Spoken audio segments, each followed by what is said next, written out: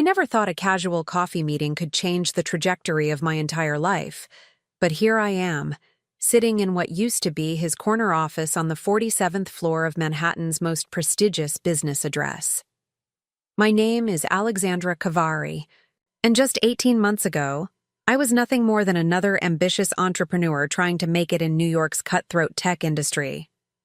Now I'm the CEO of Vertex Innovations, a multi-billion-dollar technology empire that once belonged to the man who told me I'd never amount to anything without him. The gleaming cityscape stretches out before me as I adjust my position in the one handcrafted Italian leather chair that once cradled Marcus Sterling's ego. It still feels surreal, even after signing the final acquisition papers last week.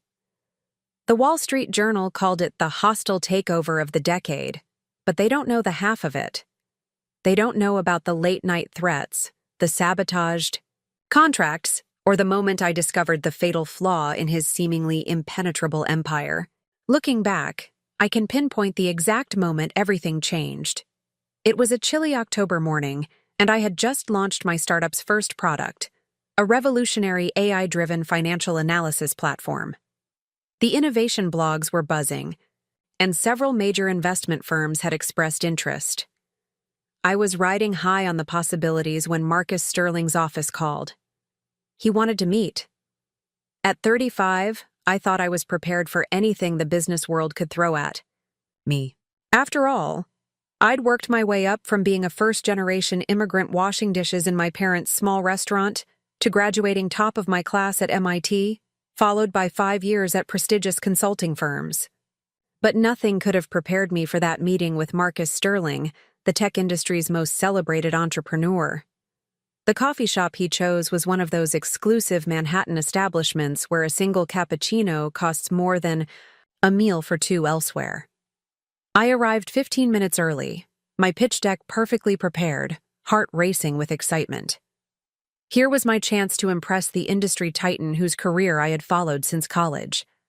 His company, Vertex Innovations, had revolutionized the tech landscape with its groundbreaking artificial intelligence solutions.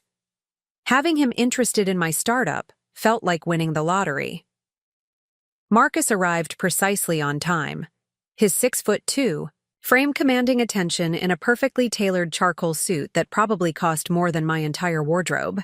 His silver-streaked dark hair and sharp features had graced countless magazine covers, and his reputation for being both brilliant and ruthless preceded him. He didn't shake my hand. Instead, he assessed me with steel-gray eyes that seemed to strip away every layer of confidence I'd built over the years. "Let's skip the pleasantries, Ms. Kavari," he said, settling into his chair with the casual arrogance of someone accustomed to having the upper hand. "I've seen your product. Impressive. Interface, decent algorithm. But let's be honest, you're playing in a league you barely understand." I maintained my composure, years of dealing with condescending executives coming in handy. "I appreciate your interest, Mr. Sterling, but I disagree. Our platform has already shown promising results in early trials and—" He cut me off with a wave of his hand. "You've created a tiny ripple in an ocean you can't possibly fathom. Do you know how many startups I've watched sink because they thought they could compete with the big players? Your technology has potential, I'll give you that. But without proper guidance, proper connections, proper protection, you'll be crushed within 6 months."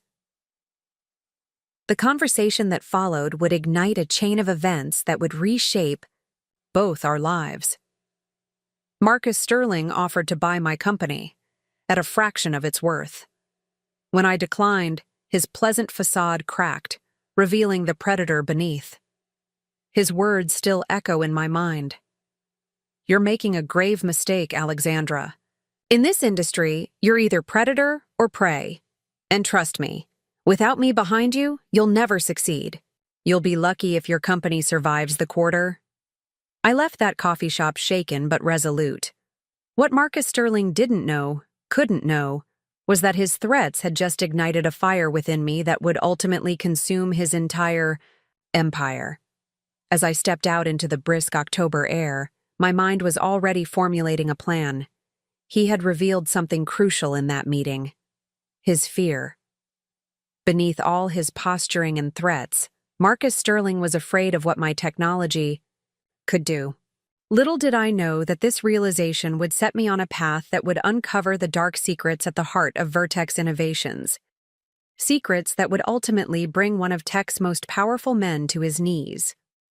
As I hailed a taxi back to my modest office in Brooklyn, I couldn't have imagined that in 18 months I would be sitting in his chair, running his company, and transforming his legacy into something he never could have envisioned. But to understand how I got here, how I turned his attempt to destroy me into the catalyst for his own downfall, you need to know what happened in the days and weeks following that fateful coffee meeting. Because sometimes, the greatest victories come from the moments when someone tells you that you can't succeed. And Marcus Sterling had just made the biggest mistake of his life. He had underestimated me. Before that fateful meeting with Marcus Sterling, my life was on an upward trajectory that seemed unstoppable. My company, NeuroTrade, had just secured its first round of serious funding, $8 million from a mix of angel investors and venture capital firms. Our AI-driven financial platform was being hailed as a potential game-changer in the industry, capable of predicting market trends with unprecedented accuracy while remaining accessible to smaller investors. Our offices in Brooklyn's Dumbo district hummed with the energy of 20 brilliant minds working toward a shared vision. I had handpicked each member of my team, from Sarah Martinez, my brilliant chief technical officer who'd turned down positions at Google and Apple to join my startup, to Dev Patel, our lead AI architect whose innovative approaches to machine learning had helped create our core technology. We weren't just colleagues. We were a family united by the belief that we could democratize financial technology. The industrial chic space with its exposed brick walls and floor-to-ceiling windows overlooking the Manhattan Bridge had become more than just an office. It was our sanctuary, our innovation lab, our second home. On any given evening, you'd find us gathered around the vintage conference table I'd rescued from a closing law firm, takeout containers scattered among laptops and whiteboards filled with complex algorithms and market projections. My personal life was equally fulfilling. I had recently moved into a modest but charming brownstone apartment in Park Slope, a far cry from my early days sharing a cramped studio with 2 roommates in Queens. Each morning, I'd stop at the local coffee shop where the barista, Maria, knew my order by heart, an oat milk latte with an extra shot of espresso. The regular customers had become familiar faces, and there was a comforting rhythm to my days. The success of NeuroTrade had also allowed me to finally help my parents retire. After 25 years of running their small Hungarian restaurant, in New Jersey, they could finally relax. I'd surprised them with a vacation to Budapest, their first trip back home in 3 decades. The joy in my mother's eyes when she hugged me goodbye at the airport made every late night and sacrificed weekend worth it. My relationship with the tech community was growing stronger by the day. I had been invited to speak at several prestigious conferences, and our company blog had gained a substantial following. Industry publications were starting to take notice, with TechCrunch featuring us in their Startups to Watch section. We were even in early talks with several major financial institutions about potential partnerships. The weekend before Marcus Sterling entered my life, I had hosted a team celebration at my apartment. We had just successfully launched our beta program, and the initial feedback was overwhelmingly positive. The living room was packed with my employees turned friends, all of us riding high on the promise of what we were building. Sarah had brought her famous homemade sangria, and Dev had convinced everyone to participate in an impromptu karaoke session using our prototype voice recognition software. Looking back, I can still picture that evening perfectly. The warm glow of string lights I'd hung around the windows, the sound of laughter mixing with the soft jazz playing in the background, the sense of infinite possibility that filled the air. James, our head of marketing, had raised a toast. To Alexandra, who saw something in each of us that others missed, and who's building not just a company, but a revolution. That night, As the last guest left and I stood on my small balcony overlooking the tree-lined street, I felt a deep sense of contentment. I had built something meaningful, something that could genuinely help people, and I had done it on my own terms. The industry's old guard might still be dominated by men like Marcus Sterling, but I was proving that success didn't require their playbook of cutthroat tactics and moral compromises. My morning routine hadn't changed despite my growing success. I still took early walks through Prospect Park, using the quiet time to clear my head and plan my day. The local community had become familiar with the tech lady, as they called me. The elderly man who fed the pigeons would wave as I passed, and the young mothers in the playground would sometimes ask for career advice as their children played. The financial stability had also allowed me to restart my passion for oil painting, a hobby I'd abandoned during the lean startup years. I had converted a small corner of my apartment into a studio space, where I would sometimes work late into the night, translating the day's challenges into abstract swirls of color on canvas. It was my way of processing the complexity of building a tech company while staying connected to my creative side. My parents had always worried about my decision to leave my secure consulting job to start NeuroTrade, but now they proudly displayed articles about the company in their restaurant. My father had even learned to use our app, though he still called me regularly with technical questions that made me smile. "Alexandra," he'd say in his thick Hungarian accent, "explain again why the algorithm thinks this stock will go up?" Everything seemed perfectly aligned. A successful company, a talented team, a comfortable life, and the respect of my peers in the industry. I was proving that it was possible to succeed in tech while maintaining your integrity and treating people with dignity. The trade publications were calling NeuroTrade the ethical alternative to the industry giants, and our commitment to transparency and fair practices was attracting attention from socially conscious investors. Little did I know that this carefully constructed life was about to be tested in ways I couldn't imagine. Marcus Sterling's arrival would throw everything into chaos, forcing me to question not just my business strategy, but my entire approach to success. The comfortable world I had built was balanced on a knife's edge, and one cup of coffee was about to send it all tumbling down. The morning after my meeting with Marcus Sterling, I arrived at the office earlier than usual, hoping to process what had happened before my team arrived. The sun was just beginning to paint the Manhattan skyline in shades of gold when my phone buzzed with an urgent message from Sarah. "Turn on CNBC now," it read, followed by 3 exclamation points, unusual for my typically composed CTO. I flicked on the wall-mounted screen just in time to see Marcus Sterling's perfectly composed face filling the frame. He was being interviewed about the future of AI and financial technology, but what he said next made my blood run cold. "We're seeing a lot of amateur attempts to enter this space," he was saying, his trademark smirk firmly in place.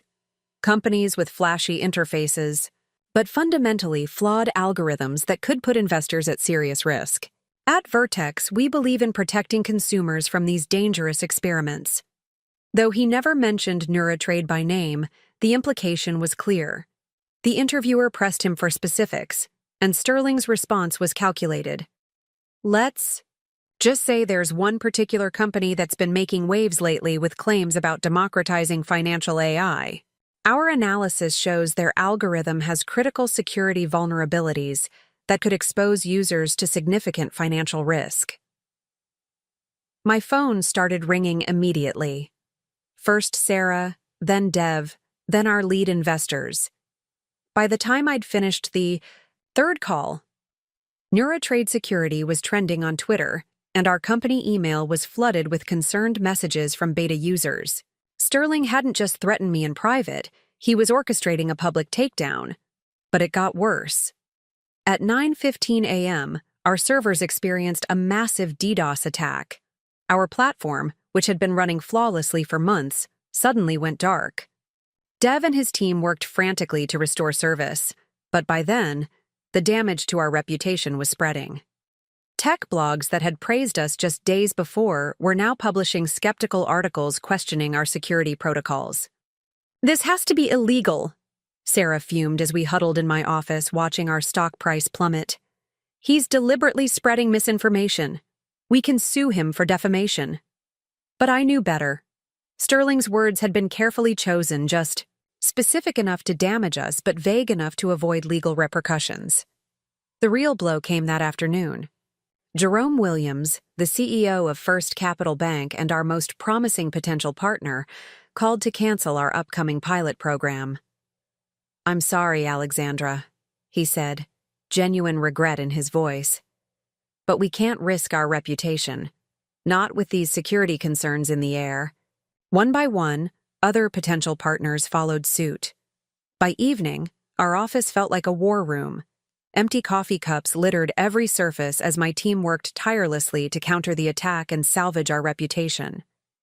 That's when we received an email from Vertex Innovations' corporate development team. They were offering to buy us out for exactly 1/10 of our previous valuation. The same deal Sterling had proposed over coffee, now delivered when we were at our most vulnerable. "It was a setup," Dev said quietly, stating what we all had realized. "He never wanted to partner with us. He wanted to destroy us so he could pick up the pieces cheap." The realization hit me like a physical blow.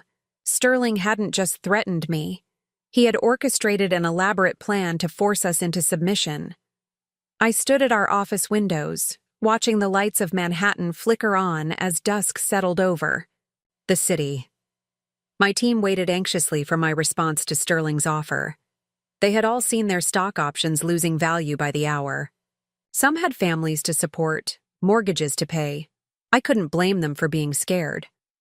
That's when I noticed something odd about the data from the DDoS attack. The pattern seemed familiar. I called Dev over, and together we analyzed the traffic. Logs.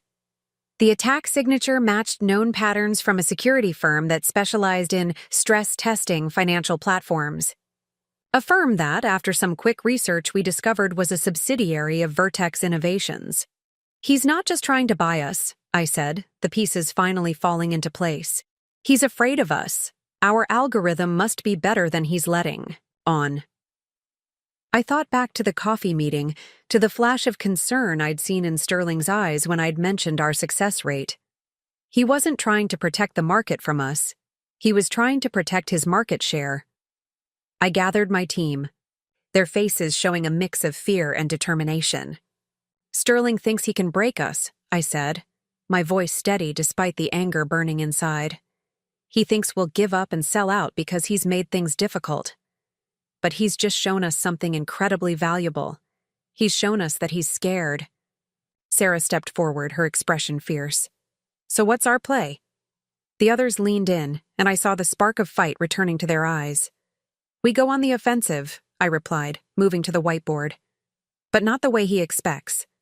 Sterling thinks he knows our weakness, but he's just revealed his own. He's so focused on destroying us that he's gotten sloppy. That attack today? It's traceable back to him. We don't need to beat him at his own game. We need to change the game entirely." For the next hour, we outlined our counter strategy. While Sterling was busy trying to discredit us in the financial press, we would document everything. Every attack, every false statement, every market manipulation. We weren't just fighting for our company anymore. We were fighting to expose the corrupt practices that had allowed people like Sterling to maintain their power for so long. As midnight approached and the city lights twinkled beyond our windows, I looked at my tired but determined team. "Get some rest," I told them. "Tomorrow, we start fighting back." They filed out one by one, but Sarah lingered. "He doesn't know what he's started, does he?"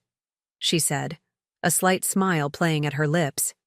"No," I replied, turning back to the cityscape, my mind already racing with plans. "But he's about to find out." Little did I know that this was just the beginning. Sterling's attack had set in motion a chain of events that would expose not just his tactics against us, but a whole web of corruption at the heart of the tech industry. The coming weeks would test everything I believed about business, success, and myself. But in that moment, watching my city sparkle in the darkness, I made a silent vow. I wouldn't just survive Sterling's attack. I would use it to build something better than he could ever imagine. That night, sleep was impossible. My apartment, usually a sanctuary of calm, felt like a cage. Every notification on my phone made my heart race. Another investor pulling out, another concerned client, another damaging headline. The digital clock on my nightstand mockingly counted the hours until dawn as my mind raced through scenarios, each worse than the last. At 3 a.m, I found myself sitting on my balcony, wrapped in a blanket, staring at the quiet street below. The same street where just days ago I had felt so secure, so certain of my path. Now, everything seemed precarious. The weight of responsibility for my team's futures pressed down on my shoulders like a physical burden. 20 families depended on Neurotrade for their livelihoods. 20 dreams were intertwined with mine. My phone buzzed again, this time an email from our biggest investor, Hamilton Capital. They were reviewing their position in light of recent developments. The corporate speak couldn't mask their meaning. They were preparing to jump ship. I opened our financial dashboard, the numbers glowing harshly in the pre-dawn darkness.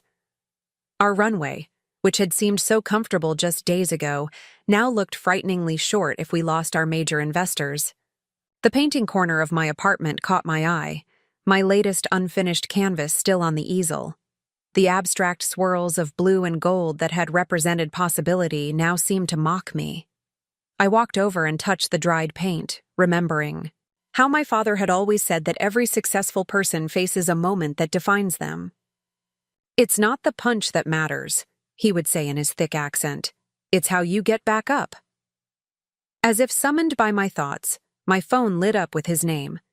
He was awake, probably unable to sleep after seeing the news about Neurotrade. I answered, my voice cracking slightly. "Papa, it's so early." "The restaurant taught me that early mornings are for planning," he said, skipping pleasantries in his typical fashion. "You remember when that big chain opened across the street? Everyone said we would close within months." I did remember. I was 12, and it was the first time I'd seen my father truly worried. The chain restaurant had endless marketing budgets and corporate backing. They had tried to buy out my parents' restaurant for a fraction of its worth, just like Sterling was trying to do to me now. "You didn't give up then," I said softly, the parallel suddenly clear. "No, we got creative. We focused on what they couldn't copy. Our relationships with customers, our family recipes, our story. And who closed within a year? Not us." His voice carried the same determination I remembered from those days. "Alexandra, this Sterling, he's just another bully, with a big checkbook. But you? You have something he can never buy." "What's that?" "The truth. And people who believe in you." He paused. "Your mother wants to empty our savings account to help." "No," I cut him off firmly. "Don't even think about it. I'll figure this out." After saying goodbye, I moved to my home office and opened my laptop.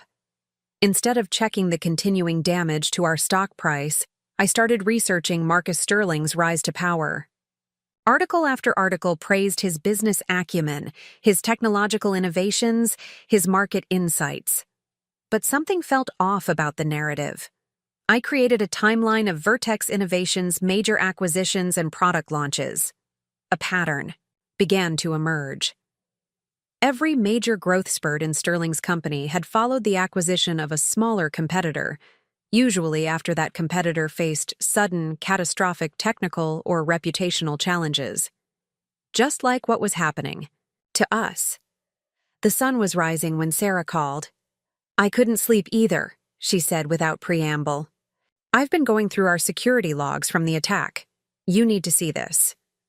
I headed to the office immediately, stopping only to grab coffee for the team. I knew I wouldn't be the only one coming in early. Sure enough, Dev was all ready. There when I arrived, his usual neat appearance rumpled from what had clearly been an all-night coding session. "Look at this," Sarah said as soon as I walked in, pointing to her monitor. She had mapped out the pattern of the DDoS attack in detail. It's not just similar to attacks linked to Vertex's security subsidiary. It's identical. They didn't even bother to change their signature. They got sloppy. Dev joined us, running his hands through his disheveled hair. "That's not all. I've been digging into the code of their latest AI release. Remember how Sterling claimed our algorithm was flawed? Well, I found something interesting in their implementation." He pulled up two code windows side by side. One was our core algorithm, the other was Vertex's latest release. Even at a glance, the similarities were striking. "They've been watching us for months," Dev explained. "These patterns, they're unique to our approach. They've been studying our innovation and incorporating it into their system." The realization hit me like a thunderbolt. Sterling hadn't attacked us because he thought we were dangerous to consumers. He'd attacked us because he knew exactly how good our technology was. He wanted to acquire us cheap because he needed our innovations to stay competitive. His entire empire was built on absorbing smaller companies' innovations, and we were just the latest target. I looked at my exhausted but determined team members. How long would it take to document all of this? Every similarity? Every connection between the attack and Vertex? "A few days to build an airtight case," Sarah said. "But Alexandra, even with proof, going against Sterling legally would be suicide. His lawyers would bury us in motions until we ran out of money." "We're not going to fight him in court," I said, a plan finally crystallizing in my mind. "We're going to fight him in the market, and we're going to use his own playbook against him." The next hour was a flurry of activity as we began to outline our counter-strategy. Sterling thought he had us on the ropes, but he had underestimated one crucial fact. When you back a person into a corner, you find out what they're really made of. And I was made of stronger stuff than he knew. The next 48 hours felt like being caught in a hurricane. Sterling's attack on Neuratrade escalated with frightening precision. Our remaining investors started receiving anonymous reports, detailing alleged security breaches in our system. Our job candidates were getting mysterious calls warning them about the company's stability. Even our office landlord contacted us about concerns regarding our lease renewal. But Sterling's biggest move came on Wednesday morning. I was in the middle of an emergency team meeting when James, our head of marketing, burst into the conference room, his face ashen. "They're claiming patent infringement," he announced, his tablet shaking slightly in his hands. "Vertex just filed a lawsuit claiming our core technology violates 6 of their patents." The room erupted in chaos. Dev, our lead architect, was on his feet immediately. "That's impossible. We built everything from scratch. Our approach is completely different from theirs." But I could see the fear in everyone's eyes. Patent litigation could drag on for years, draining our resources and scaring away any potential partners or investors. Sarah pulled up the patent filings on the main screen. As we scrolled through them, my stomach tightened. The patents were recently filed, all within the last month. Sterling had been planning this move even before our coffee meeting. He hadn't invited me to talk about a partnership. He'd been gathering intelligence for his attack. "There's more," James said quietly. "They're seeking an immediate injunction to shut down our platform until the case is resolved." The implications were clear. Even if we could prove the patents were invalid, fighting the injunction would cost millions we didn't have. If granted, it would force us to shut down operations, effectively killing our company before we could defend ourselves. I stepped out of the conference room to take a call from our lead attorney. His assessment was grim. "They've filed in the Eastern District of Texas," he explained. "It's known for being favorable to patent holders. Fighting this will cost at least $2 million in legal fees, and that's being optimistic." When I returned to the conference room, the atmosphere had shifted from panic to resignation. These were brilliant people who had taken a chance on my vision, some turning down secure positions at established companies. Now they were facing the possibility of losing everything. But as I looked around the room, something caught my eye. On Dev's screen was the code comparison he'd shown me earlier, showing how Vertex had borrowed from our innovations. Next to it was the timestamp of their patent filings. A crazy idea began to form. "Dev," I said, interrupting the murmured conversations. "Those similarities you found in their code, how many instances are we talking about?" He pulled up his analysis.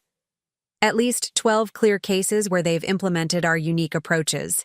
The pattern matching algorithm, the risk assessment matrix, the user authentication protocol." "And when did these features appear in their code?" He checked. "The data. Most were added in their latest update about 3 months ago." 3 months before they filed these patents, I said, the pieces falling into place. "They didn't just copy our innovations, they're trying to patent them as their own." Sarah's eyes widened as she caught my meaning. "That's why they're moving so fast with the lawsuit. They need to establish their claim before anyone notices the timeline doesn't add up." I moved to the whiteboard and began writing. "Sterling thinks he has us cornered, but he just made a crucial mistake. He's so focused on crushing us that he's left himself exposed." The team gathered around as I outlined my plan. It was risky, perhaps even crazy, but it was our only shot. We would need to move fast, work in complete secrecy, and be prepared for Sterling to hit back hard when he realized what we were doing. Just then, my phone buzzed with a text from an unknown number. "Ms. Kavari, this is Thomas Chen, Marcus Sterling's chief of staff. Mr. Sterling would like to meet to discuss an amicable resolution to this situation. He's prepared to be generous." I showed the message to the team.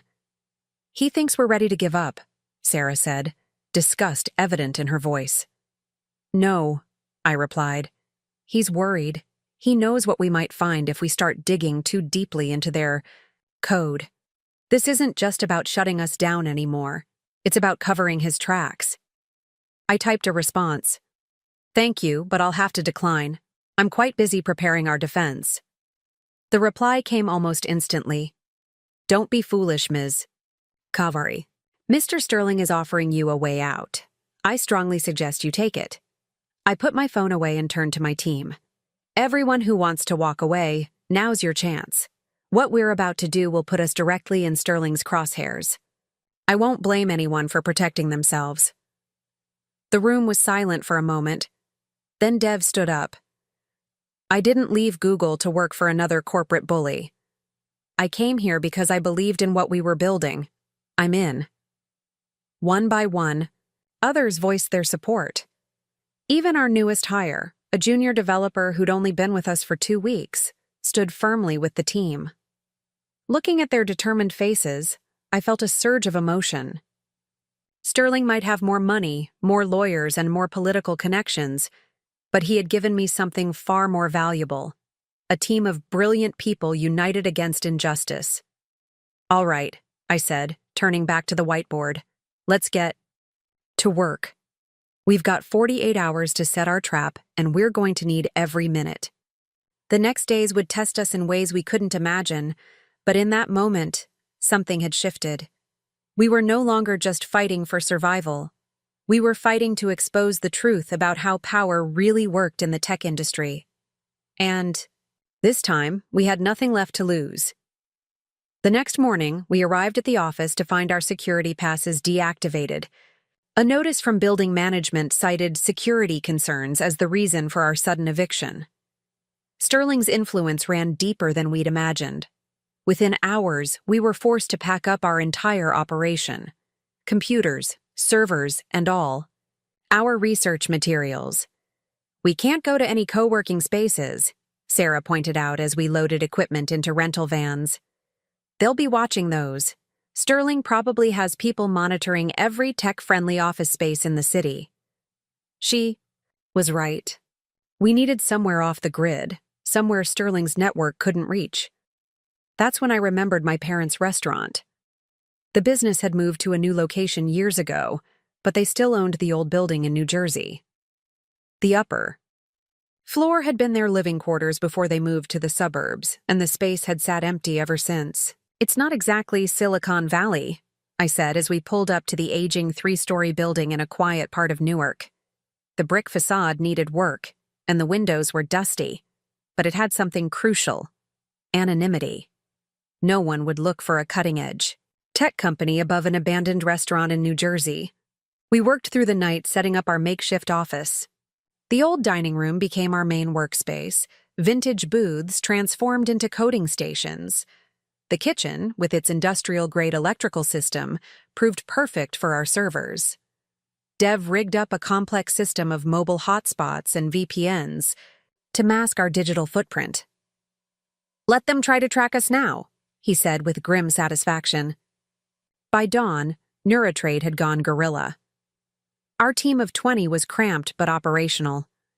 The smell of decades-old cooking oil lingered in the air, mixing with the aroma of fresh coffee and the ozone scent of new electronics. It wasn't pretty, but it was functional.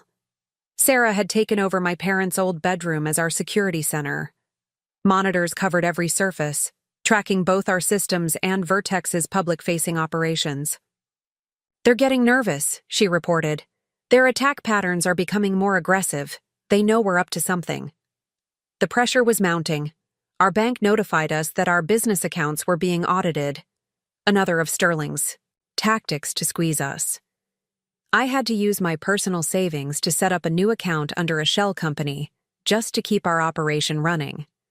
Every team member took a temporary pay cut, accepting IOUs for the difference. Their trust in me was both inspiring and terrifying. The old restaurant's walls, covered in faded Hungarian travel posters, now held whiteboards mapping out our counter strategy. We were digging deep into Vertex's code repositories, documenting every instance where they'd stolen our innovations. But we needed more. Dev's eyes lit up. A public demonstration. Show how their copied versions underperform compared to our original algorithms. "Not just underperform," I said, starting to write. "Show how their poor implementation could actually harm users. Sterling accused us of being dangerous to consumers. What if we could prove that his stolen, badly implemented versions of our technology are the real threat?" We worked through the night, outlining our plan. As the first light of dawn began to filter through the dusty windows, Sarah found us surrounded by diagrams and code printouts. "You two look like you've either had a breakthrough or lost your minds," she said, setting down fresh coffee cups. "Maybe both," I admitted. "But I think we've found our way forward." I explained our plan. Instead of just defending against Sterling's attacks or exposing his theft, we would demonstrate the superiority of our original technology.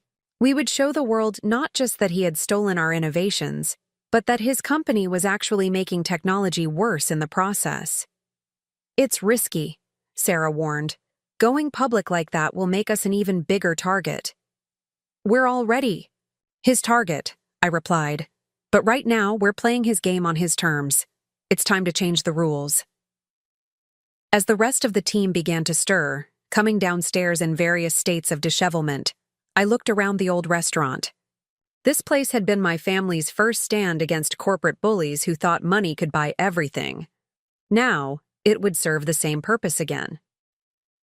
Sterling had forced us out of our sleek office thinking he was breaking us.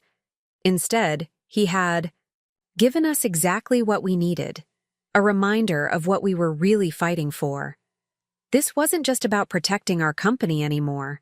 It was about standing up to a system that valued power over innovation, greed over genuine progress.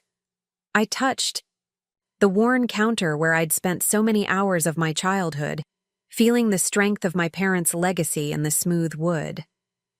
"Thank you," I whispered, too quietly for anyone to hear. The day ahead would bring new challenges, but for the first time since Sterling's attack began, I felt truly centered. We had found our ground to stand on, and from here, we would start, pushing back. The call came at 3:47 a.m., just as we were finalizing our counter strategy. The number was blocked, but something told me to answer. The voice on the other end was hushed, nervous.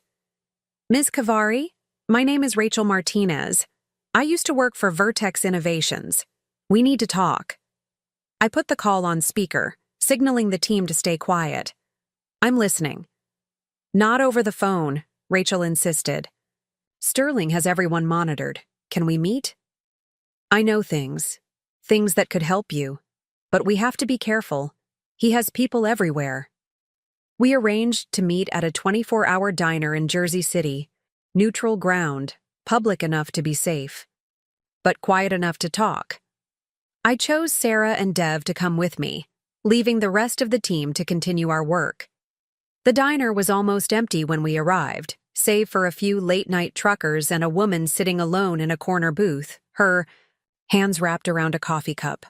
Rachel Martinez looked nothing like I expected. In her early 50s, with silver-streaked dark hair and tired eyes, she had the worn look of someone carrying a heavy burden.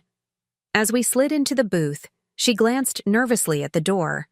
"I was Vertex's head of product development for 8 years, she began without preamble. "I built their first successful AI platform. At least, that's what everyone thinks." She pulled out a tablet, her hands shaking slightly. "But the truth is, Sterling didn't build any of it. Everything Vertex claims as its own was stolen from smaller companies." Dev leaned forward. "We know about the theft.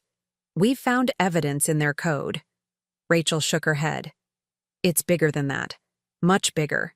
Sterling doesn't just steal technology, he destroys the companies he steals from, makes it look like they failed on their own, then swoops in to save them with lowball acquisitions. But here's what you don't know. He's got people inside the patent office, regulatory agencies, even the tech media. The whole system is rigged." She swiped through documents on her tablet, emails, internal memos, financial records. My heart raced as I realized what we were seeing. This wasn't just evidence of Sterling's attacks on us. It was proof of a years-long pattern of corporate espionage and corruption. "Why are you showing us this?" Sarah asked, her voice cautious. "Why now?" Rachel's eyes met mine. "Because you're different. Other companies he targeted, they just wanted to cash out, take his money and disappear.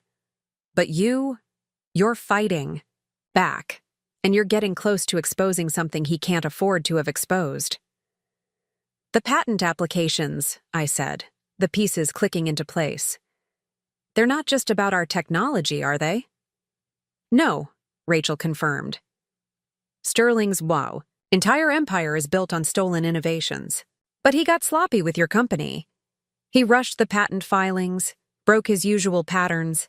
If someone started digging, really digging, the whole house of cards would collapse." A late-night bus rumbled past the diner windows, its headlights briefly illuminating our booth. In that flash of light, I saw tears in Rachel's eyes. "There's more," she said, her voice barely above a whisper. "Sterling's planning something big, a merger with Global Tech Systems. If it goes through, he'll have enough power to control the entire industry. No startup would ever be able to compete. Innovation would die." The magnitude of what we were facing hit me. This wasn't just about saving our company anymore. It was about saving the future of innovation itself. "Why should we trust you?" Sarah asked, still skeptical. This could be another of Sterling's traps. Rachel reached into her bag and pulled out a thumb drive. "Because I'm not just giving you information. I'm giving you access. Everything's here. Internal servers, email archives, financial records. Sterling doesn't know I have it. He thinks I'm still loyal, still his faithful employee." She laughed bitterly. He never imagined his trusted product head would turn against him. "He'll know it was you," I said softly. "Once we use this information, he'll figure it out. I know. That's why I've already arranged to disappear.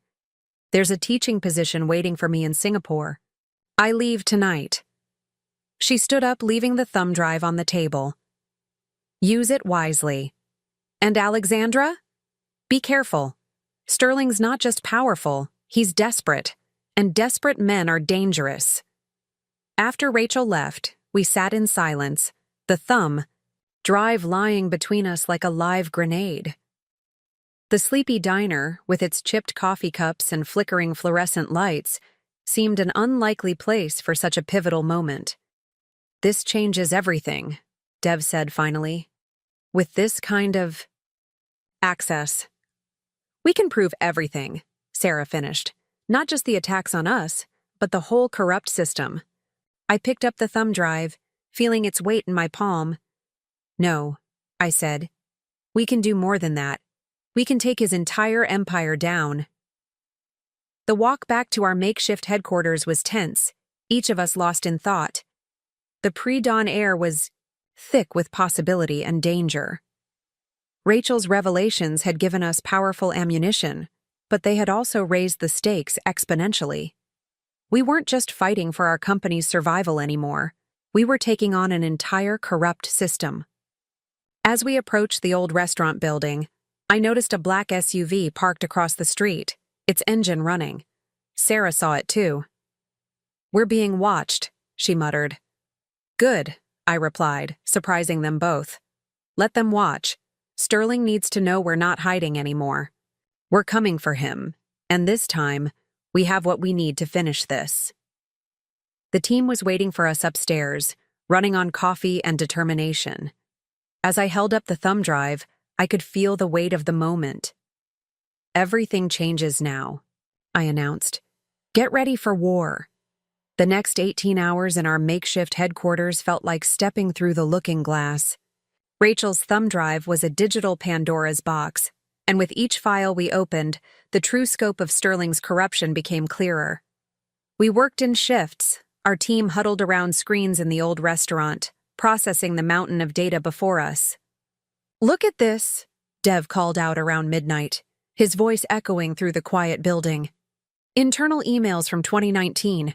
Sterling didn't just target tech companies, he had a whole network of planted employees in venture capital firms, feeding him information about promising startups. Sarah, who had been cross-referencing financial records, looked up from her station at what used to be the dessert counter. That matches the money trails I'm seeing. Shell companies, offshore accounts, all carefully structured to hide where the funds were really going. I moved between workstations, watching as my team pieced together the puzzle. The picture that emerged was staggering. Sterling hadn't built a tech empire. He'd constructed an elaborate web of corporate espionage and market manipulation. Vertex Innovations was less a technology company and more a sophisticated operation for stealing and suppressing innovation. Here's how he did it, James explained, pointing to a flow chart he'd created on one of our whiteboards. First, his plants in VC firms would identify promising startups. Then, his team would analyze their technology. If they found something valuable, Sterling would make a lowball offer to acquire the company. And if they refused? I asked, already knowing the answer. That's where it gets nasty, Sarah interjected, pulling up another set of files. Look at these testing logs. Vertex had a dedicated team for what they called market correction, basically, professional saboteurs. They'd launch coordinated attacks, technical, legal, and PR, all designed to look like the target company was failing on its own. The more we dug, the more personal this felt. We found a document titled Acquisition Targets 2024, with Neuratrade listed among dozens of other companies. Next to each name were detailed notes about vulnerabilities, pressure points, and estimated acquisition values, all far below market rate.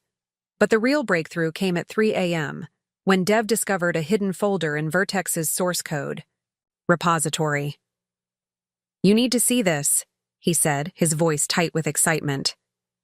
These are the original code bases from every company Sterling acquired.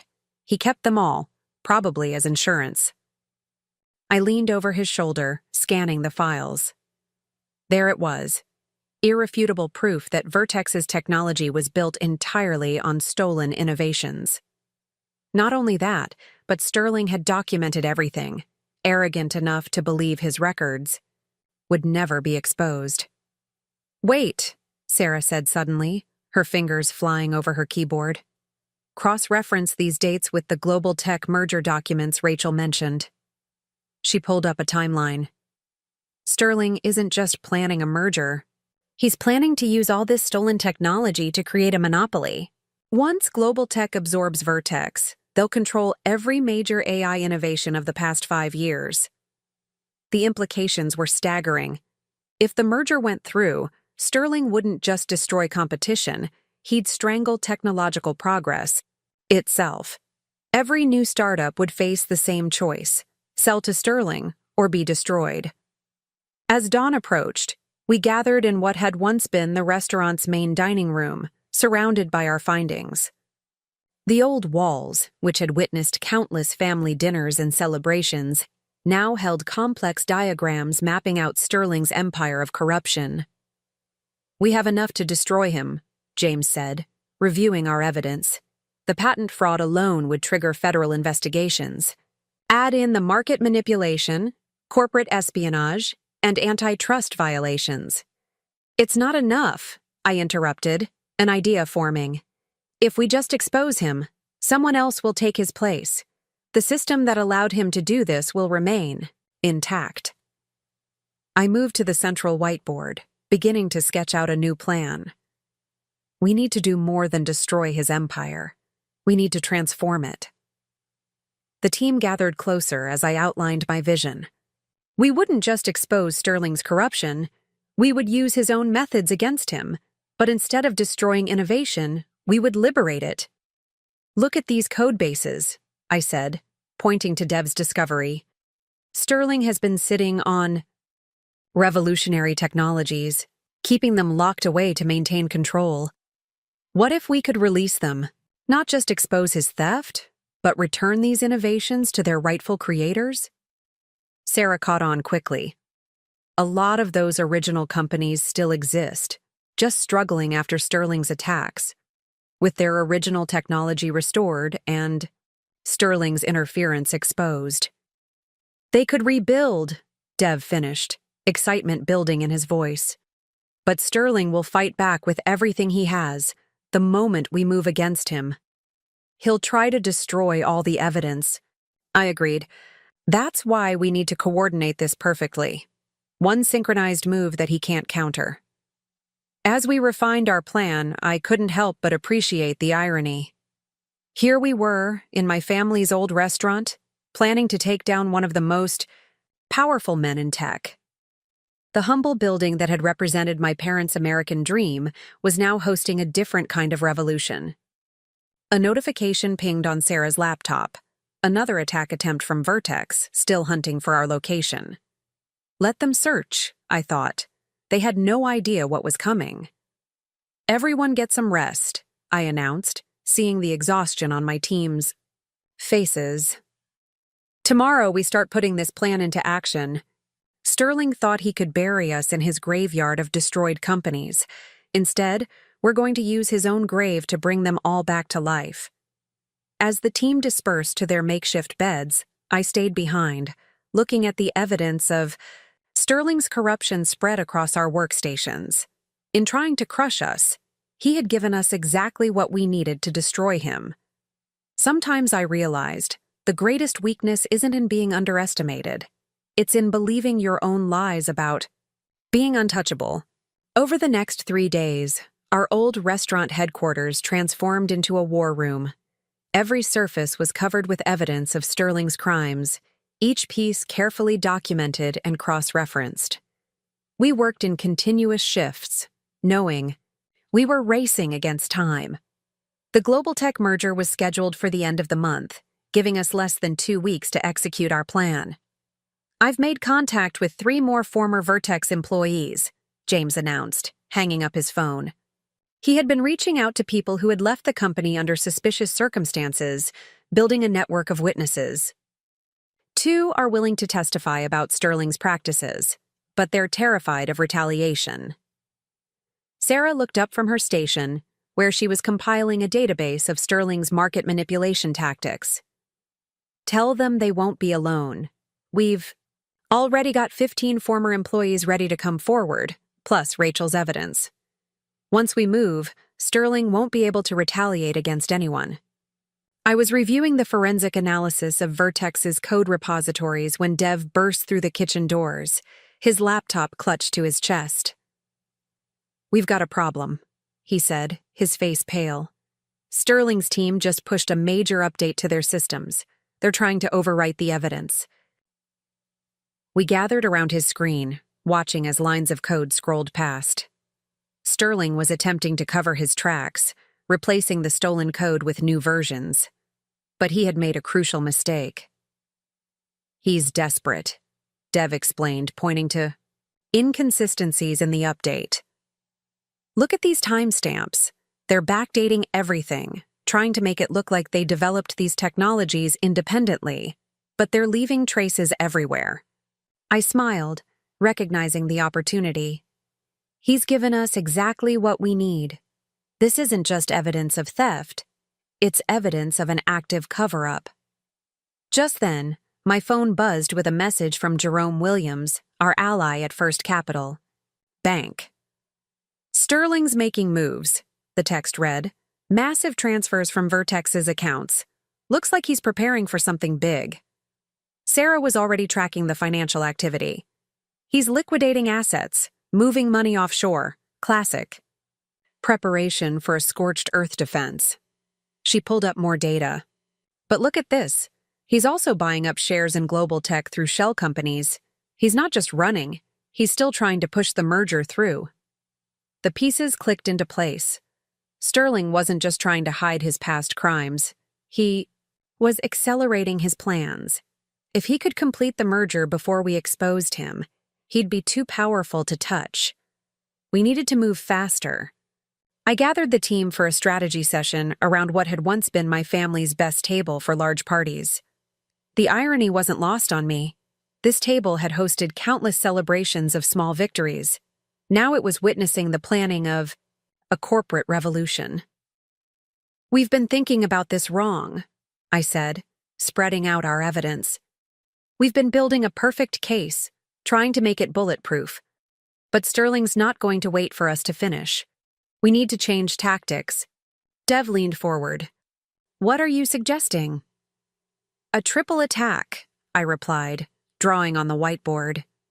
"First, we release proof of Sterling's code theft to every major tech blog and newspaper simultaneously.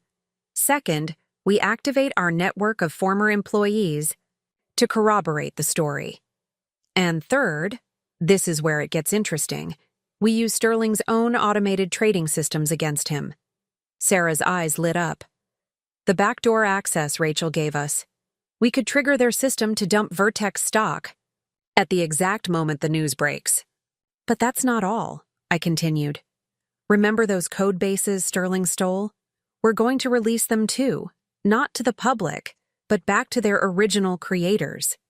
Every company he destroyed gets their innovation back, along with proof that it was stolen." James whistled softly. "That would create chaos in the market. Sterling's empire would collapse within hours." "Exactly," I nodded. "And in that chaos, while Sterling's trying to stop the bleeding, we make our real move." I outlined the final phase of the plan.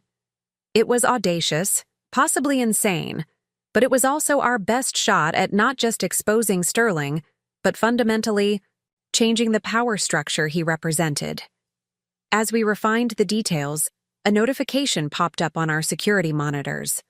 Multiple black SUVs had been spotted circling the neighborhood. Sterling's people were getting closer.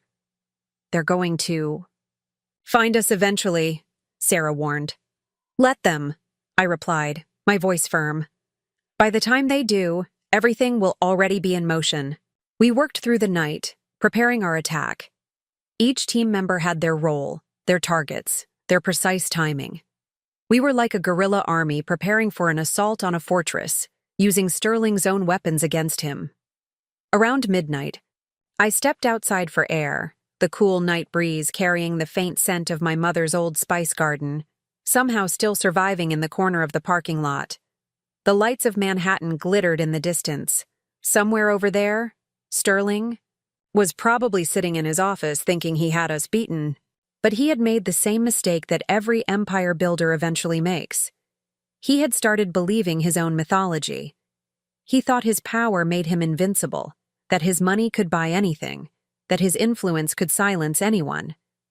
He was about to learn that some things, integrity, innovation, justice, couldn't be bought or stolen. They had to be earned.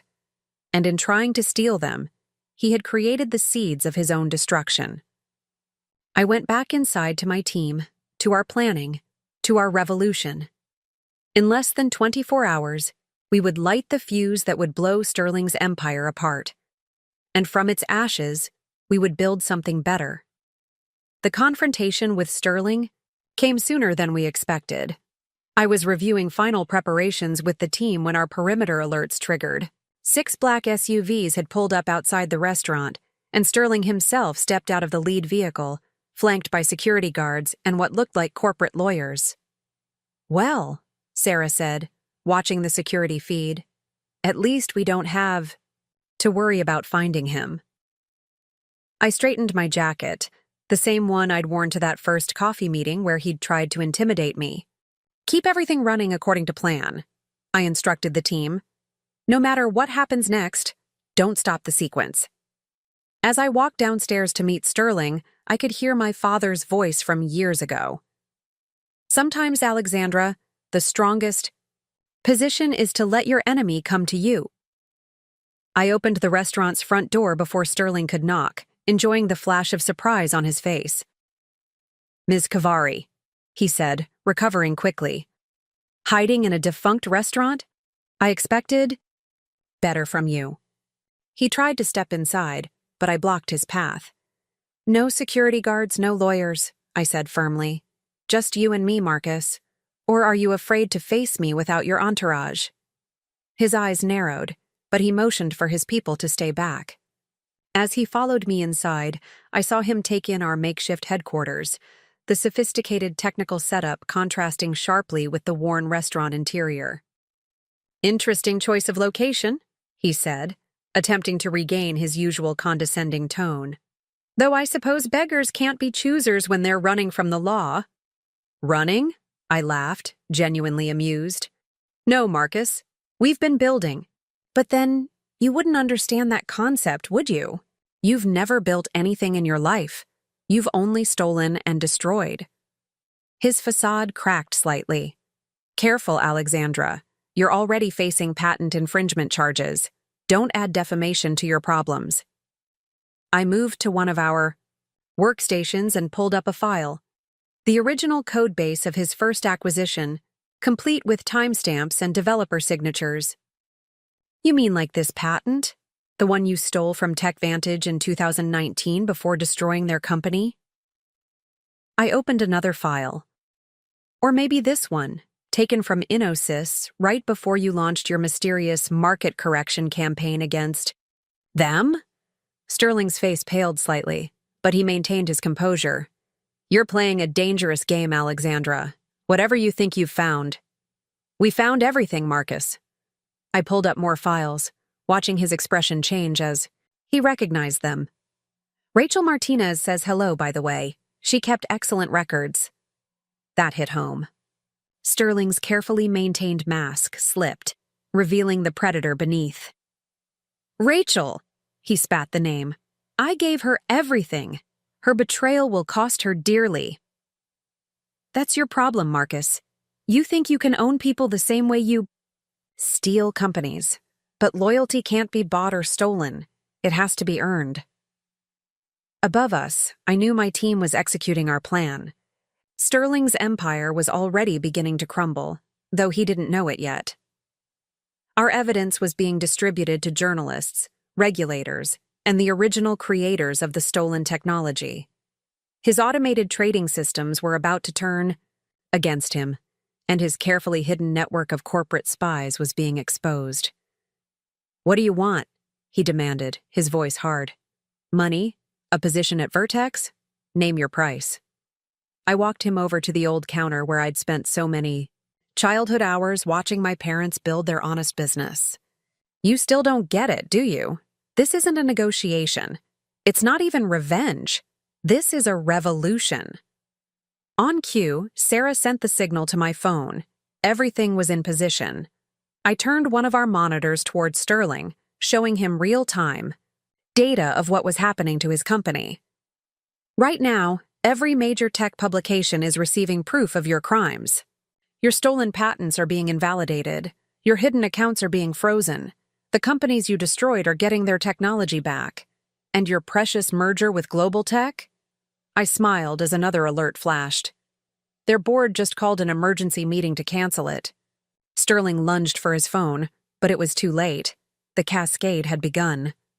We watched together as Vertex's stock price began to plummet. His empire was collapsing in real time. "You're destroying billions in value," he snarled. "Years of innovation." "Innovation?" I cut him off. "You mean the innovation you stole? The dreams you crushed? The lives you ruined?" "No, Marcus. We're not destroying anything. We're setting it free." His composure finally shattered completely. "You stupid girl," he growled. "You think you can beat me? I own half the tech journalists in New York. I have judges in my pocket. I can bury you so deep. Like you buried Rachel's evidence?" I pulled up another screen, showing a live feed of his corporate servers.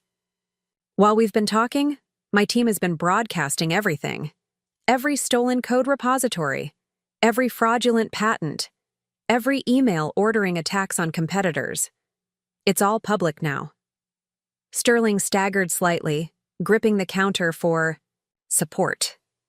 For the first time, I saw real fear in his eyes. "This will destroy the entire industry," he whispered. "No," I corrected him. "It will cleanse it. Every company you stole from, every innovation you buried, it's all being returned to its rightful owners. We're not just exposing your crimes, Marcus, we're undoing them." Through the restaurant's windows, I could see camera crews arriving, drawn by the developing story. Sterling's security team looked nervous, checking their phones as news of Vertex's collapse spread. "Face it, Marcus. It's over. The only question is whether you'll face it with whatever dignity you have left, or if you'll keep fighting until there's nothing left of your reputation to save." He straightened, adjusting his expensive suit like armor. "You have no idea what you've done," he said quietly. "No idea what's coming." "Actually," I replied, "I know exactly what's coming. The question is, do you?" As if on cue, Sarah appeared at the top of the stairs. "Alexandra," she called down, "the SEC is on the line, and you're going to want to see what just happened to the Global Tech board votes." I turned back to Sterling, seeing the last vestiges of his arrogance crumble. "Would you like to stay and watch the end of your empire? Or should your security team escort you out before the reporters start asking questions?" For a moment, I thought he might actually attack me. But then his shoulders sagged, and I saw the truth.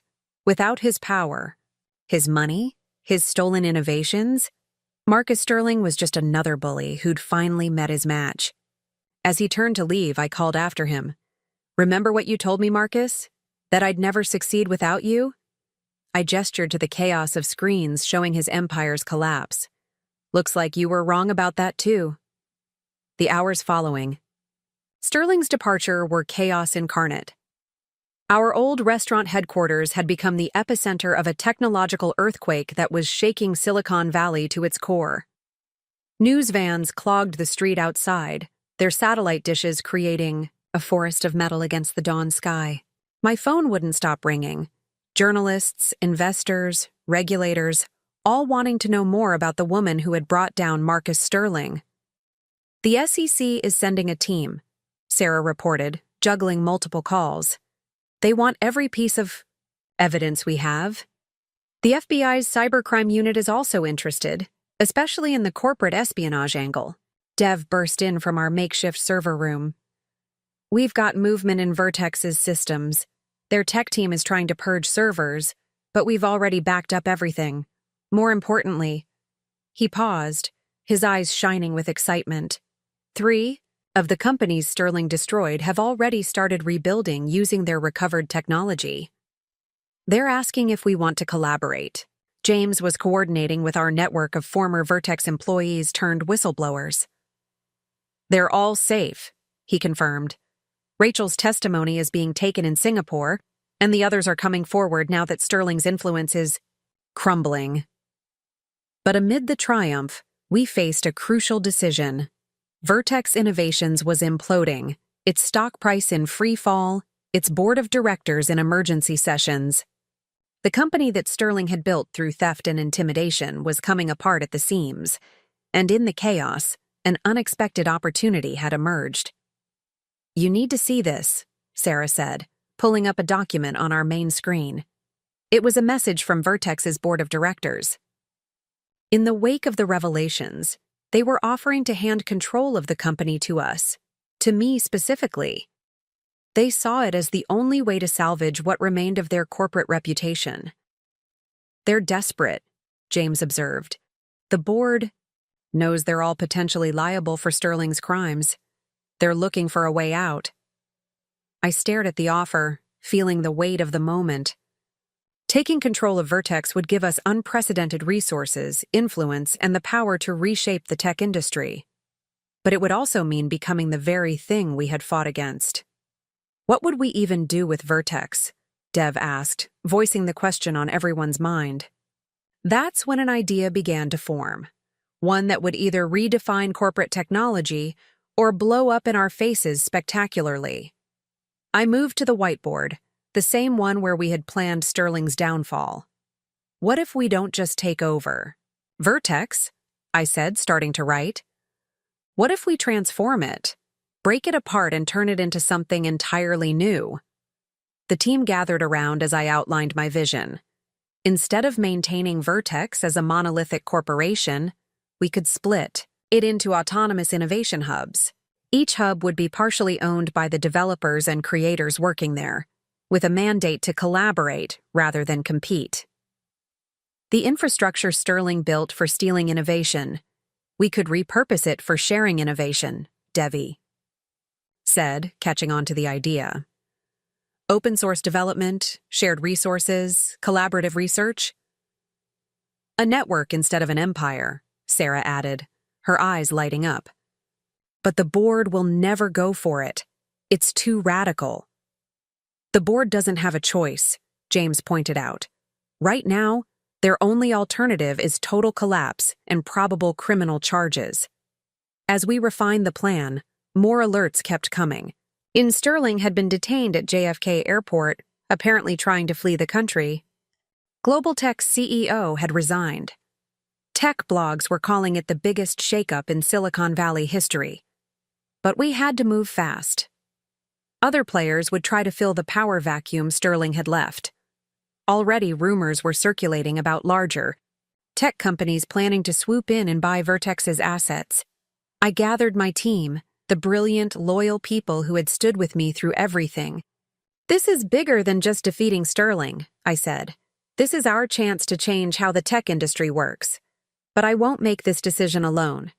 We started this together. We'll decide together." One by one, they voiced their support.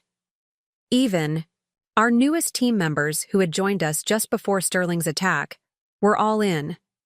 They had seen enough of the old way of doing business. They were ready for revolution. I drafted our response to Vertex's board, laying out our conditions. We would take control, but on our terms. The company would be restructured, its stolen technologies returned to their rightful creators, its resources redistributed to foster genuine innovation. "They're calling it the tech spring on Twitter," James said, monitoring social media. "The fall of Sterling's empire is inspiring others. 3 more major tech companies are facing whistleblower allegations. The whole industry is starting to self-examine." As I hit send on our proposal to Vertex's board, I felt a profound sense of responsibility. We weren't just taking over a company. We were accepting the challenge of proving that technology could be about more than just power and profit. Whatever happens next, I told my team, remember this moment. Remember that it wasn't just about bringing down Sterling. It was about building something better in his place. Sarah raised an eyebrow. Speaking of building something better, what do we do with this place? She gestured around at our makeshift headquarters, the old restaurant that had sheltered us in our darkest hours. I looked around at the worn walls that had witnessed both my family's immigrant dreams and our technological revolution. We keep it, I said firmly. This is where it all started, and this is where we'll build our future. As the sun rose over Newark, painting the sky in shades of possibility, we began planning the next phase of our revolution. Sterling had tried to bury us, never realizing that he had actually planted a seed. Now it was time to grow something extraordinary in the ashes of his empire. The transformation of Vertex Innovations began on a Monday morning, exactly 1 month after our confrontation with Sterling. I stood in what had once been his corner office, now stripped of its expensive artwork and pretentious decorations. The floor-to-ceiling windows offered the same commanding view of Manhattan, but the perspective had changed entirely. "The board has signed off on everything," Sarah announced, walking in with a stack of documents. "All unanimous votes, if you can believe it. Amazing what the threat of federal prosecution can do for corporate cooperation." The plan we had proposed was revolutionary in its scope. Vertex would be split into 7 independent innovation hubs, each focusing on different aspects of technology development. The stolen intellectual property would be returned to its original creators, along with compensation and opportunities for collaboration. Most importantly, the new structure would ensure that no single person could ever again wield the kind of power Sterling had amassed. "The first group of returning innovators is here," Dev called from the doorway. "They're gathering in the main conference room." I followed him down to what we now called the Restoration Center. The large conference room was filled with faces I recognized from my research into Sterling's victims, brilliant developers and creators whose companies he had destroyed. Some looked nervous, others skeptical, but all shared a cautious hope in their eyes. "Welcome to the new Vertex," I began, standing before them. "Or rather, welcome back to your innovations, your dreams, your future." I outlined how we would not only return their stolen technology, but also provide the resources and support to rebuild what Sterling had destroyed. "Why should we trust you?" one woman asked, her voice carrying years of bitterness. "How are you different from Sterling?" "Because I'm not asking you to trust me," I replied. "I'm asking you to become partners. Every innovation hub will be partially owned by its creators. Decisions will be made collectively. And most importantly, everything we develop will be open and transparent." The atmosphere in the room shifted as I explained the details. These weren't just empty promises. We had already drafted new corporate bylaws that made this structure legally binding. The woman who had questioned me, Dr. Chen from one of the first companies Sterling had destroyed, slowly nodded in approval. Meanwhile, in other parts of the building, different aspects of our plan were unfolding. James was coordinating with tech journalists, ensuring that the full story of Sterling's downfall and our restructuring was being accurately reported. The narrative was crucial. This wasn't just about one company changing, it was about transforming the entire industry's culture. "The SEC investigators just finished their final review," Sarah reported later that afternoon. "They're calling it the most comprehensive corporate fraud case they've ever seen. Sterling's looking at serious prison time." But it wasn't just Sterling facing consequences. His network of corporate spies, corrupt officials, and compromised journalists was unraveling. Each day brought new revelations, new resignations, new investigations. The industry was purging itself of the poison he had spread. The most satisfying moment came when we received word that Rachel Martinez had been appointed to head a new industry watchdog group, funded by a consortium of tech companies eager to prove they were different from Sterling. She would be returning from Singapore to lead efforts to prevent future corporate theft and exploitation. By evening, I found myself back in my parents' old restaurant building, where our revolution had begun. We had decided to keep it as our innovation lab, a reminder of where we came from and what we stood for. The team was gathered there, celebrating our first successful day of transformation. "Check this out," Dev said excitedly, pulling up social media feeds. Other tech companies were already following our lead, announcing more transparent practices and collaborative initiatives. The ripple effects of our revolution were spreading. "It's not just about technology anymore," Sarah observed, looking around at the mix of old-world charm and cutting-edge technology that filled the space. "We're changing how people think about success and power." She was right. In the weeks that followed, we saw a fundamental shift in the industry. The myth of the tech titan, the all-powerful figure who controlled innovation, was being replaced by a new model of collaborative development and shared success. The old restaurant became a symbol of this new approach. We kept the original structure but modernized it thoughtfully, creating a space where history and innovation could coexist. The booth where I had faced down Sterling became our main strategy room. The kitchen where my mother had taught me to cook now housed a state-of-the-art development lab. One evening, as I was reviewing plans for our next innovation hub, my father stopped by. He stood in the doorway of what had once been his restaurant, taking in the transformation. "You know what I see?" he said, his accent still thick after all these years. "I see the same thing your mother and I dreamed of when we opened this place. A space where people can build something together, where success doesn't mean someone else has to fail." I hugged him, understanding for the first time how my journey had been a continuation of theirs. They had come to America to build something honest and good. I had fought Sterling to protect the same values. As the sun set over Newark, casting long shadows through the restaurant's windows, I looked at what we had built from the ashes of Sterling's empire. It wasn't just a company anymore. It was a movement. A proof that innovation didn't need to come at the cost of integrity, that success didn't require crushing others. Sterling had told me I would never succeed without him. He had been wrong about that, just as he had been wrong about everything else. True success wasn't about power over others. It was about empowering others. And in the end, that was the most innovative idea of all. The repercussions of Sterling's downfall rippled through the tech industry like a tidal wave, touching every corner of Silicon Valley and beyond.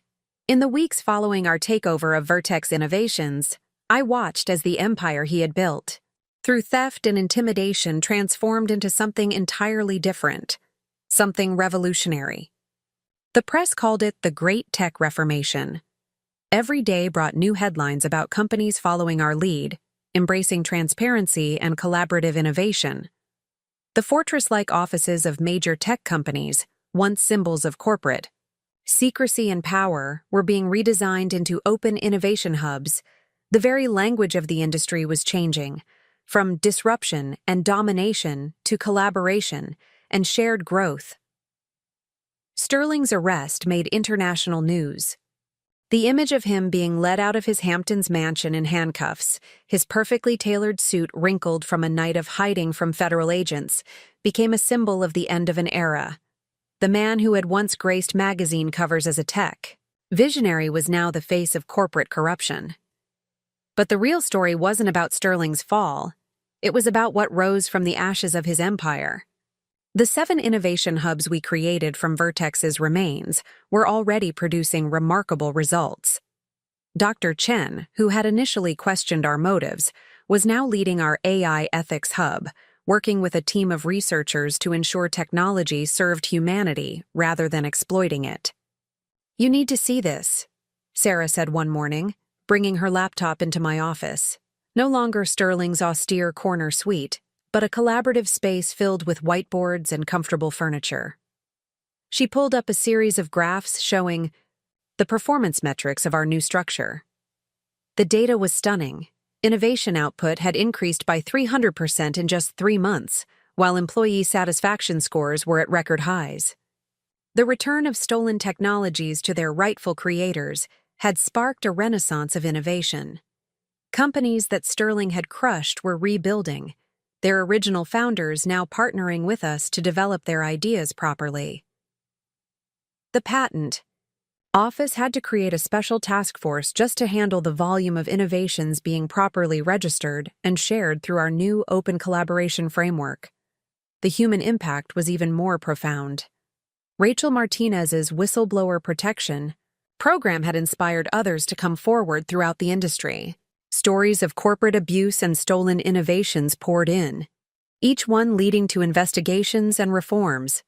The culture of fear that Sterling had cultivated was being replaced by one of courage and integrity.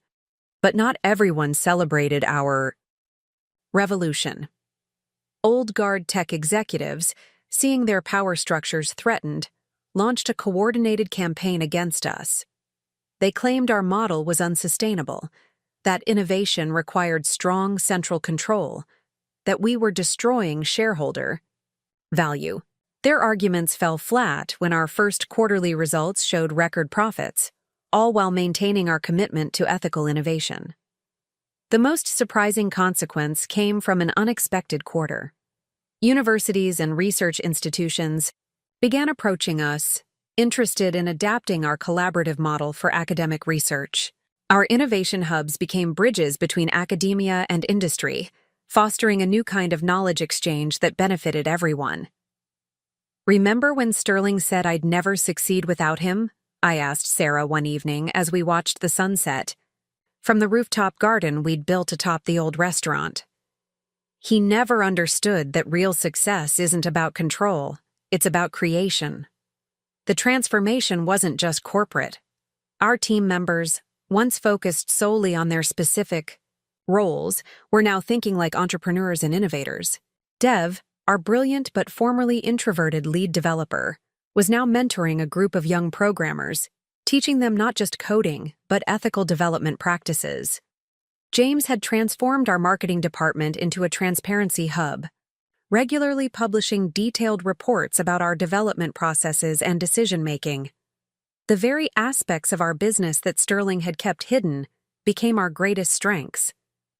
Even the physical spaces we occupied told the story of our transformation. The old restaurant, where we had plotted Sterling's downfall, became an incubator for small tech startups. We maintained its original character while adding modern amenities, creating a space that honored both tradition and innovation. The contrast between the worn brick walls and cutting-edge technology became a perfect metaphor for our approach to progress. The legal aftermath of Sterling's empire continued to unfold. The SEC's investigation expanded to include dozens of other companies and executives who had participated in his scheme. Each new revelation confirmed the wisdom of our radical transparency approach. We weren't just changing one company, we were helping to cleanse an entire industry. 1 year to the day after our confrontation with Sterling, I received a letter from him. Written from his detention center while awaiting trial, it was both a confession and a warning. "You've dismantled everything I built," he wrote, "but you'll soon learn that power corrupts everyone eventually. Your idealistic model won't survive the real world." I pinned his letter to the wall of our main innovation hub, not as a trophy, but as a reminder. Below it, I posted our quarterly impact report. Thousands of jobs created, hundreds of patents properly attributed, dozens of new companies spawned from our collaborative framework. The numbers told a different story than Sterling's dire predictions. The aftermath of our revolution proved that success didn't require sacrifice of principles. In fact, our ethical approach had created more value, more innovation, and more opportunity than Sterling's empire ever had. We had shown that the future of technology didn't belong to isolated geniuses in corner offices, but to communities of innovators working together for common good. As I watched our transformed company flourish, I realized that the true aftermath of Sterling's fall wasn't just the dismantling of his corrupt empire, it was the birth of a new way of thinking about power, innovation, and success in the modern world. 2 years after my fateful coffee meeting with Marcus Sterling, I found myself back in that same expensive Manhattan cafe. The leather chairs were still impossibly comfortable, the cappuccinos still overpriced, but everything else had changed, including me. I'd chosen this spot deliberately, wanting to reflect on the journey that had transformed not just my life, but an entire industry. The barista recognized me now, not from my regular visits, but from the countless news articles and magazine covers that had chronicled our revolution. "The usual?" she asked, and I smiled, remembering how intimidated I'd once felt in this temple of corporate power. Now it was just another coffee shop, and I was just another customer, albeit one who had helped reshape the tech world. I opened my laptop, pulling up the speech I was preparing for next week's Tech Ethics Summit. The invitation to be the keynote speaker had come as no surprise. Our transformation of Vertex had become a case study in ethical innovation. But as I reviewed my notes, I realized that the real story wasn't in the statistics or the structural changes. It was in the profound shifts in thinking that had occurred. Sarah joined me, sliding into the chair across from mine, the same chair where Sterling had once sat and threatened to destroy everything I'd built. "Feeling nostalgic?" she asked, noting our location. "Reflective," I corrected, closing my laptop. "Do you remember how terrified we were after that first meeting with Sterling? How impossible everything seemed?" She laughed, a sound that would have been unthinkable in this space 2 years ago. "I remember thinking you were either brilliant or crazy when you suggested we fight back. Probably both. The truth was, the journey had changed all of us in ways we hadn't expected." Dev, our once shy lead developer, had recently testified before Congress about the importance of ethical AI development. James had published a book about transparent corporate communications that was becoming required reading in business schools. Even our newest team members carried themselves with a confidence that came from knowing they were part of something revolutionary. But the most profound changes were internal. The experience had taught us lessons that went far beyond business strategy or technical innovation. We'd learned about the true nature of power, the importance of community, and the relationship between ethics and success. "You know what I think about most often?" I asked Sarah, watching the morning crowd of executives hurry past our window. Not the confrontation with Sterling, or even the moment we took control of Vertex. I think about that night in my parents' old restaurant, when everyone chose to stay and fight. That's when I realized that real power isn't about control. It's about inspiration. It didn't always come from grand strategies or brilliant innovations. Sometimes it came from simple choices, choosing to fight instead of surrender, choosing to build instead of destroy, choosing to trust instead of fear. We'd not only survived Sterling's attempt to destroy us, we'd created something he could never have imagined, a future where success and ethics weren't just compatible, but inseparable. And in doing so, we'd proved that the most powerful revolution isn't the one that destroys what's wrong, it's the one that builds what's right. 5 years after Marcus Sterling's empire crumbled, I stood on the stage of our annual Innovation Summit, looking out at faces that represented the future we had fought to create. The old restaurant, now expanded into a sprawling campus of interconnected buildings in Newark, hosted developers, entrepreneurs, and innovators from around the world. Each of them carried a piece of the revolution we had started. The morning, sun streamed through the skylights we'd added to the original building, illuminating the space where my parents had once served traditional Hungarian dishes. Now it was filled with workstations, collaboration spaces, and most importantly, people who believed in the power of ethical innovation. The old kitchen still stood at the heart of the complex, preserved as a reminder of where it all began. Innovation, isn't just about creating new technology. I began my keynote address, my voice carrying through the space where I had once hidden from Sterling's threats. It's about creating new possibilities. 5 years ago, we proved that success doesn't require sacrifice of principles. Today, we're proving that principles can be the foundation of even greater success. The numbers backed up my words. Our network of innovation hubs had spawned over 300 new companies, each built on the principles of collaborative development and ethical innovation. The tech industry, once dominated by corporate giants like Sterling's Vertex, had transformed into an ecosystem of interconnected creators, each contributing to a larger vision of progress. Sarah, now our chief ethics officer, sat in the front row, nodding as I spoke. She had been instrumental in developing our framework for ethical innovation, a model now adopted by companies and universities worldwide. Next to her, Dev led our Advanced Development Division, his team responsible for breakthroughs in AI safety and accessible technology. The future we imagined, I continued, wasn't just about changing who held power. It was about changing the nature of power itself. When Marcus Sterling told me I'd never succeed without him, he was operating under an old definition of success, one based on control, dominance, and exclusion.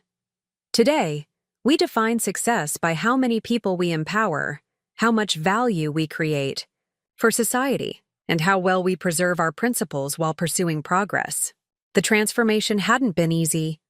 There had been resistance, setbacks, and moments of doubt, but each challenge had only strengthened our conviction that we were on the right path.